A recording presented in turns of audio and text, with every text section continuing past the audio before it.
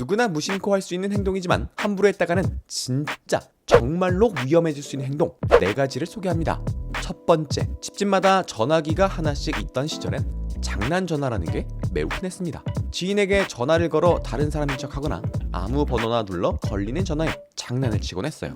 하지만 휴대폰이 대중화되며 발신자의 번호 표시 기능이 생겨났고 익명이 보장되지 않자 장난 전화는 자연스럽게 사라졌죠. 하지만 여전히 범죄인지도 모른 채 여기에 전화를 걸고 있는 사람들이 많습니다. 드라마나 영화를 보면 가끔씩 극중 인물들의 전화번호가 노출되곤 합니다. 호기심 많은 사람들은 이 번호에 직접 전화를 걸어보곤 하는데 이때 실제로 그 번호를 쓰고 있던 사람과 연결되어 피해를 주기도 합니다. 이번에 화제가 됐던 드라마 오징어 게임에서도 주인공이 경찰에게 명함을 건넬 때 휴대폰 번호가 노출되었습니다. 물론 드라마나 영화 제작자들은 실제 번호를 사용하지 않습니다. 현실에서 사용하지 않는 번호 조합을 쓰던가 아니면 영화진흥위원회에서 서비스하는 촬영용 번호를 사용합니다. 그런데 드라마에 나왔던 가짜 번호와 유사한 번호를 사용하던 사람이 실제로 있었고 누군가 이걸 틱톡에 야 이거 진짜 오징어 게임 전화번호야 라고 올리는 바람에 큰 피해를 입고 있다고 합니다. 매일 수백 건이 넘는 전화가 오고 심지어는 욕설까지 한다고 하는데요. 단순 장난 전화는 10만원 이하의 벌금 또는 구류형에 처벌될 수 있는 불법 행위입니다. 장난이 아니에요. 특히 협박이나 욕설을 한 경우엔 1000만원 이하의 벌금까지 처해질 수 있으니 괜한 호기심에 걸어봤다가 경찰서에서 연락받지 마시고 드라마는 드라마로만 보시길. 두 번째, 요즘 자신의 계좌를 공개하고 후원을 요청하는 유튜버들이 많이 있습니다. 여러분은 절대 따라하시면 안 됩니다. 물론 계좌 번호만 안다고 해서 누가 내 통장에 있는 돈을 훔쳐갈 수는 없지만 돈을 넣어줄 수 있기 때문이죠. 그럼 좋은 거 아닌가? 그 돈이 범죄와 관련된 돈이라면 어떨까요? 금융감독위원회에 따르면 인터넷에 공개된 계좌번호를 보이스피싱 대포 통장에 활용하는 사례가 많아지고 있다고 합니다. 보이스피싱 사기범들이 피해자에게 인터넷에서 찾은 여러분의 계좌로 피해금을 입금시킵니다. 그리고 여러분의 연락처를 알아내서 돈을 잘못 입금했으니까 이 계좌로 다시 송금해주세요 라는 식으로 속이는 것이죠.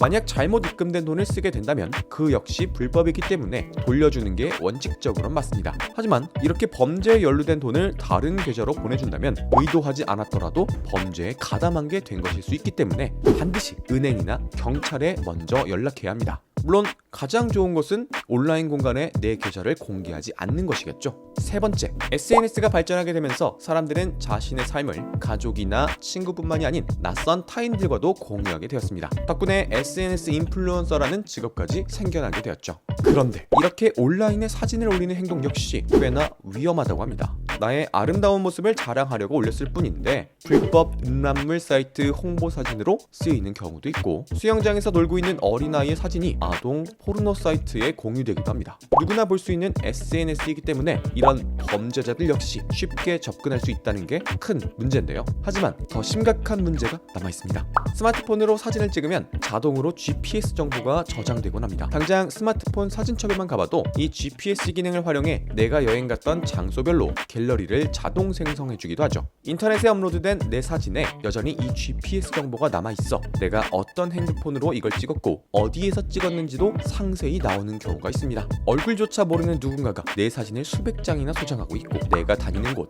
내 집 주소까지 알고 있다면 너무 소름 끼치지 않나요? 마지막 네 번째, 유튜브에 보이스피싱이라고 검색만 해봐도 보이스피싱, 역관광, 참교육 등 정의 구현하는 꿀잼 사이다 영상들이 많이 있습니다. 절대 따라하지 마세요. 보이스피싱이 날로 교묘해져도 우리 똑똑한 한국인들은 금방 알아차리죠. 어느 날 한 고등학생이 보이스피싱 전화를 받았습니다. 여보세요? 예, 저는 서울지검 검사 김춘덕입니다. 김철수 씨 되시죠? 철수 씨 통장이 불법 다단계. 아이씨, 이거 보이스피싱이네? 개꿀? 야! 예? 야라뇨? 이딴 짓 하지 말고 열심히 일해서 돈 버세요. 게을러 터져가지고. 바로 사기인 것을 알아챈 똑똑한 고딩. 끊기 전에 짧게 참교육해주고 멋있게 끊었는데 그는 곧바로 후회를 하게 됩니다. 얼마 뒤에 집에 피자 10판이 착불로 배달됐어요. 알고 보니 보이스피싱 범죄자가 이 학생의 주소, 전화번호, 이름까지 싹 다 파악하고 있었던 것이죠. 학생은 하는 수 없이 결제를 했다고 합니다. 실제로 보이스피싱의 대응을 격하게 했다가 학교나 직장 이름을 말하면서 찾아가 죽이겠다고 협박을 당하거나 쓰지도 않을 물건이나 음식을 착불로 보내는 등의 피해가 많다고 합니다. 내 번호로 전화를 했다면 이미 내 이름, 주소도 다 알고 있다고 볼 수 있기 때문에 그냥 끊는 것이 최선이라고 하네요. 대부분이 유튜브나 SNS 등이 발전하게 되면서 생겨난 것들인데요. 저도 인스타에 사진 많이 올리는데 앞으로 조심해야겠습니다. 지금까지 절대 따라하면 안 되는 4가지 행동들이었습니다.